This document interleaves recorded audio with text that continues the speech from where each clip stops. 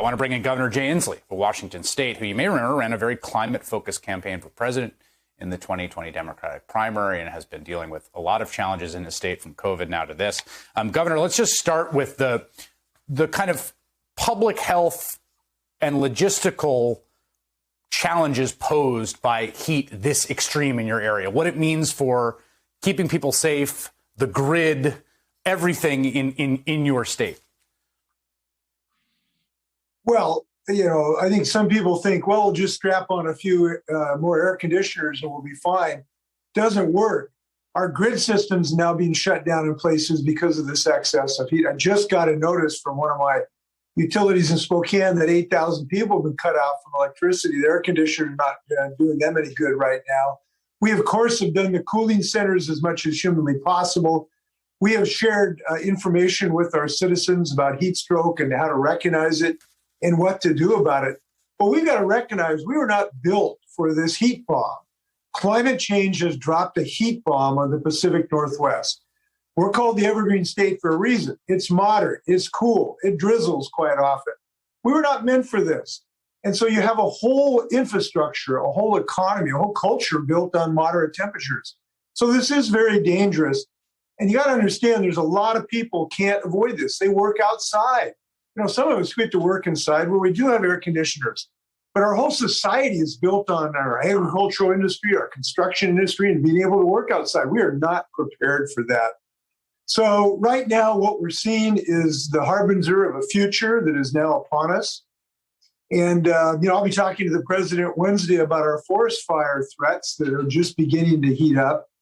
And we know that the most important issue in America today is our ability for Congress to pass robust, comprehensive, aggressive climate change legislation, which won't happen unless we get this reconciliation bill through. I want to talk about it in a second, but just to stay on this for a second, because you mentioned the drought. We just showed the drought monitor map. We're already seeing, and again, Trina was talking about the fact that this is just June that we're seeing these records, right? We're seeing incredibly anomalous levels of dryness for June, right? Really, really worrying for what it means and for the entire, west of the Colorado River part of the United States, which is this kind of amazing achievement of hydrological engineering by the Army Corps of Engineers. But I mean, you're staring down the barrel right now, you and all those Western governors, Democrat, Republican alike, of a very difficult situation, even past this heat dome.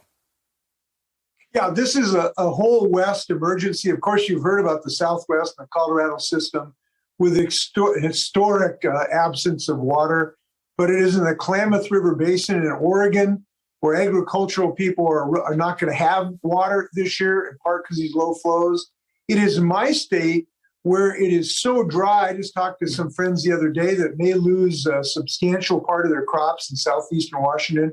Our cherry harvest is threatened right now because of this excessive heat, even before we get to water shortages.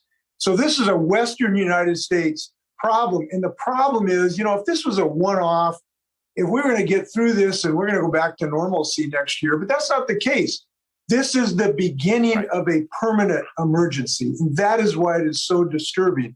Our entire West is built on irrigation. And if we don't have that, we don't have an economy. Our agricultural base is based on having moisture in topsoil, much less to have irrigation supplies.